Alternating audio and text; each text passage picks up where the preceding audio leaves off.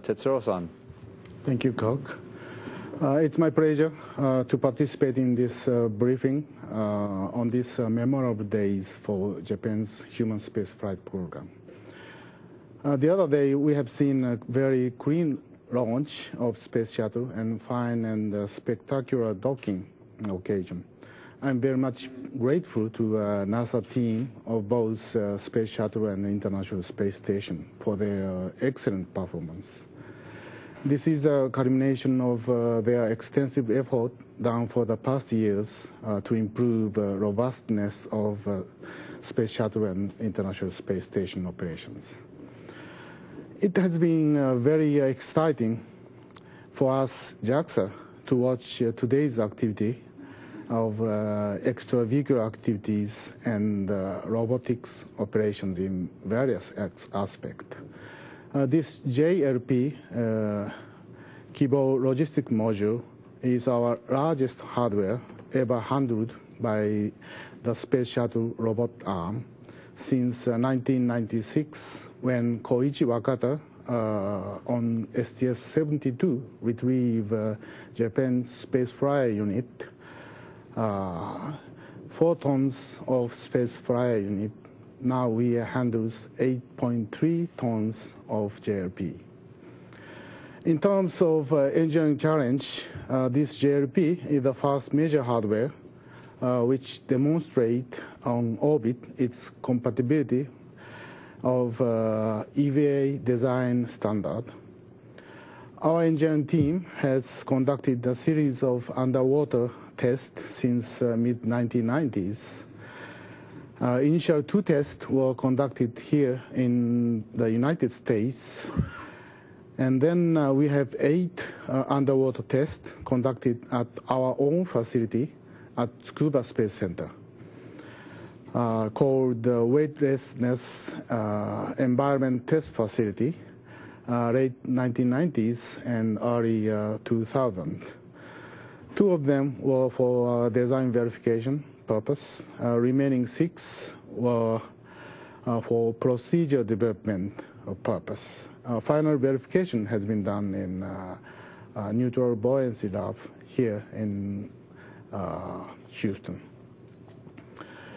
Our efforts were behind the scene, but certainly are being proved to be worthwhile.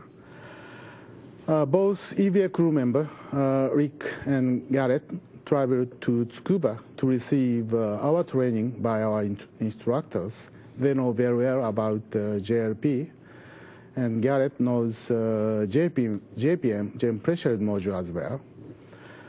Takao Doi's performance of robotics operation today was spectacular, especially for Japanese public. Takao and Commander Gori did excellent job. I feel very happy to imagine that headlines on newspaper in Japan would stimulate the Japanese public to acknowledge our efforts on human space flight for the past years. Kibo Flight Control Team kicked off 24-hour a day, 7 days a week operations at Tsukuba Space Center in the morning this Tuesday, just 6 hours prior to launch. They are now an integral part of International Space Station mission operation team, as they have monitors shuttle telemetry of power supply from shuttle to JLP in the cargo bay, consulting with our engineering team about its summer conditions.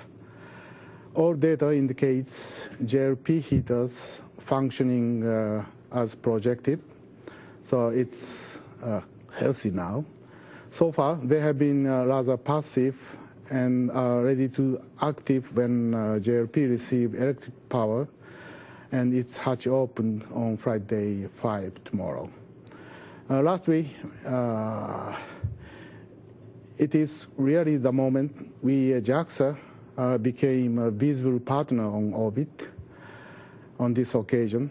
I cannot express how happy I am now watching what we have designed and planned are realizing now. I'm looking forward to working further with partners as one of neighbors on orbit. Thank you very much.